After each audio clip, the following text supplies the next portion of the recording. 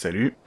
Aujourd'hui, j'aimerais revenir sur une allégation que j'ai souvent entendue, notamment lors de la dénonciation de films radicaux traités sur cette chaîne, qui imposent leur idéologie via la diabolisation et l'antagonisation de tout ce qui n'entre pas dans leur cadre idéologique, la fameuse allégation selon laquelle « Pourquoi critiquer ces films pour leur dimension politique alors que tout est et a toujours été politique ?»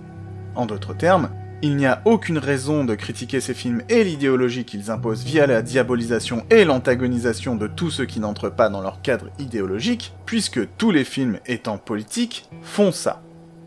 Allégation qui avance donc que, tout étant politique, tout est non seulement idéologique, mais en plus impose une idéologie. Allégation qui, par conséquent, dit que tout est endoctrinant. Car oui, imposer une idéologie, c'est ce qui correspond à la définition de l'endoctrinement. Et si tout ce qui est politique impose une idéologie, alors tout ce qui est politique est endoctrinant.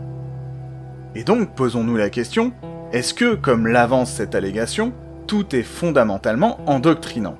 Autrement dit, selon l'allégation de l'intro toujours, est-ce que tout est politique, et donc non seulement idéologique, mais en plus impose une idéologie? Pour répondre, nous allons devoir rapidement regarder les définitions de politique et d'idéologie. La politique, c'est tout ce qui est relatif à l'organisation, à l'exercice du pouvoir, dans une société organisée. Et l'idéologie, c'est un système défini d'idées à partir desquelles la réalité est analysée.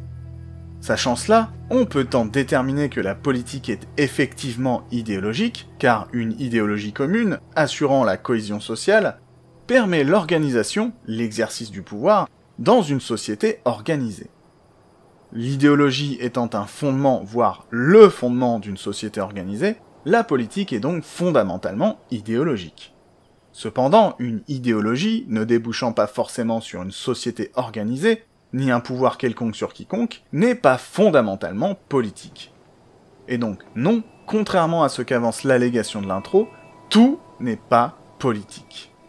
Néanmoins, comme nous l'avons vu, tout ce qui est politique est idéologique. Et donc, est-ce que, comme l'avance l'allégation de l'intro, tout ce qui est politique, donc idéologique, impose une idéologie via la diabolisation et l'antagonisation de tout ce qui n'entre pas dans son cadre idéologique? Autrement dit, tout ce qui est politique est-il endoctrinant? Pour répondre, prenons comme exemple un film, sans aucun doute politique, donc idéologique, Independence Day, qui véhicule l'idée selon laquelle les États-Unis d'Amérique, étant les sauveurs de la planète, sont la plus grande nation du monde. C'est tellement obvious que c'en est drôle, et le film a été critiqué pour ça et même moqué. Le film nous crie son impérialisme à la figure, mais est-ce que celui-ci, ou certains de ses défenseurs radicaux qui n'existent pas, diabolisent et antagonisent tous ceux qui critiquent et ou moquent cet aspect, en les considérant comme des ennemis? Non. Donc non, tout ce qui est politique, donc idéologique, n'impose pas son idéologie via la diabolisation et l'antagonisation de tout ce qui n'entre pas dans son cadre idéologique. Autrement dit, non, tout ce qui est politique, donc idéologique, n'est pas endoctrinant. Et donc, contrairement à ce qu'avance l'allégation de l'intro, si, c'est normal de pointer du doigt ces films qui imposent, par la diabolisation et l'antagonisation de tout ce qui n'entre pas dans leur cadre idéologique, leur idéologie qui est, comme toute idéologie, critiquable. Et attention, on peut véhiculer n'importe quelle idéologie à travers une œuvre d'art. Par contre, on ne peut pas diaboliser et antagoniser tout ce qui n'entre pas dans son cadre idéologique, parce que c'est la conséquence de la criminalisation de la critique des idées, et la criminalisation de la critique des idées, amalgamant crime et critique, assimile ceux qui critiquent des idées à des criminels. Criminaliser la critique des idées revient donc à réduire l'humain à une incarnation de ses idées. Et quand on réduit l'humain à ses idées, ce qui s'appelle l'essentialisme, on en vient à détruire l'humain pour détruire ses idées. Criminaliser la critique des idées, c'est déshumanisant. Criminaliser la critique des idées, c'est criminel. Il y a d'ailleurs un film qui montre les conséquences de la réduction d'une population à une incarnation idéologique, et ce film c'est Starship Troopers, à propos duquel je lis et entends souvent que c'est un film anti-militaire, anti-guerre, ou encore anti-impérialiste. Et nous allons revenir un peu là-dessus. Dans Starship Troopers, l'autorité terrienne, la Fédération, marginalise ceux qui ne sont pas totalement alignés avec sa doctrine en leur refusant des droits, puis consolide cet endoctrinement avec une manipulation constante de l'information qui, entretenant une illusion qui l'arrange, permet le contrôle de sa population. Les humains sont mis au même niveau que les insectes, soit de la chair à canon qui ne réfléchit plus et se contente de penser et de faire ce que ces figures d'autorité lui disent de penser et de faire. Starship Troopers est une satire de l'impérialisme américain qui va jusqu'à se créer des ennemis afin de justifier des guerres qui lui permettent de s'accaparer différents objets de convoitise. En l'occurrence dans le film, le fonctionnement du modèle de société arachnide centré sur un unique cerveau qui manipule télépathiquement tous les autres. Une pensée unique en somme. À la fin du film, le but inavoué de la Fédération, en étudiant le fonctionnement télépathique des arachnides, également présent chez les humains en moins efficace, est de se l'approprier pour renforcer son contrôle mental sur la population afin d'en avoir le contrôle absolu. Starship Troopers n'est pas un film anti-impérialiste, c'est un film anti-endoctrinement, qui, via une satire de l'impérialisme américain, appuie son propos qui est « Ne prenez pas pour argent comptant tout ce que vos figures d'autorité vous disent. Vérifiez toujours ce qu'on vous dit. Remettez toujours tout en question afin de savoir pourquoi vous croyez ou non en telle ou telle chose. Prenez toujours du recul sur tout, à commencer par les médias, toute forme de médias, surtout ceux qui jouent sur l'émotion et le sensationnel, et donc court-circuitent la réflexion. Les médias comme la télé bien sûr, mais aussi les médias tels que le cinéma. Car, en reprenant les codes de blockbusters impérialistes tels que Independence Day, Starship Troopers nous pousse également à prendre du recul sur son propre discours. En faisant cela, il nous invite à réfléchir sur tout, à commencer par lui-même et, par conséquent, sur le système qu'il reflète, mais également sur le système que reflètent ces personnages que nous, spectateurs, accompagnons, et donc sur le système que nous, spectateurs, reflétons. Il nous invite ainsi à prendre du recul sur nos figures d'autorité, sur nous-mêmes, mais surtout sur nos propres points de vue, symbolisés dans le film par l'image renvoyée par cette caméra qui, dans la scène d'introduction, est notre œil. L'œil du spectateur qui, à l'instar du caméraman se croyant à l'abri derrière sa caméra qui lui renvoie une image tronquée de la réalité, se fait brutalement rattraper par cette dernière lorsque celle-ci le transperce sauvagement. Cette mise en abîme est là pour nous faire prendre conscience, à nous, spectateurs, du possible endoctrinement dans lequel nous sommes potentiellement enfermés.